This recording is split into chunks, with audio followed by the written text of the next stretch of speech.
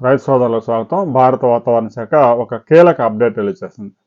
మనం నిన్న వీడియోలో చెప్పుకున్నట్టుగా నైరుతి బంగాళాఖాతంలో శ్రీలంక సమీపంలో ఒక అల్పపీడనం ఏర్పడింది. అది వాయుగుండంగానూ తుఫానుగాను మారే అవకాశాలు ఉన్నాయి అని అమెరికాకు చెందిన ప్రైవేటు వాతావరణ సంస్థ హెచ్చరికలు జారీ చేసింది.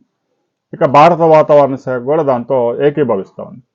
రాబోయే 24 గంటల్లో ప్రస్తుతం ఉన్న ఈ అల్పపీడన ప్రభావంతో నెల్లూరు, తిరుపతి జిల్లాల్లో అతి భారీ వర్షాలు, ఇక ప్రకాశం, గుంటూరు, ఉభయ గోదావరి, కృష్ణా, విజయనగరం, విశాఖపట్నం, శ్రీకాకుళం జిల్లాలో మోస్తరు వర్షాలు నమోదయ్యే అవకాశం ఉంది. ఇక రాయలసీమలో అక్కడక్కడ కొన్ని ప్రాంతాల్లో మోస్తరు, మరికొన్ని ప్రాంతాల్లో 1-2 ప్రాంతాల్లో భారీ వర్షాలు కూడా నమోదయ్యే అవకాశం ఉంది.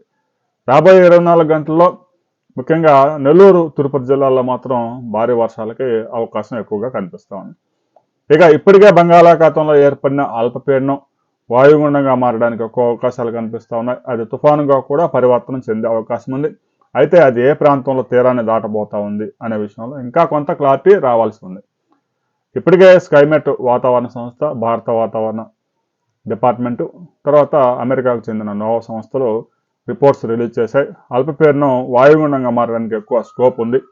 ఆ ఇమేజెస్, శాటిలైట్ ఇమేజెస్ స్టడీ చేసిన శాస్త్రవేత్తలు కూడా అదే విషయాన్ని ధృవీకరించారు. రాబోయే 24 గంటల్లో ఏ ప్రాంతాల్లో ఎంత వర్షపాతం నమోదు కాబోతా ఉంది అనే వివరాలతో మరో వీడియోలో మనం కలుసుకుందాం.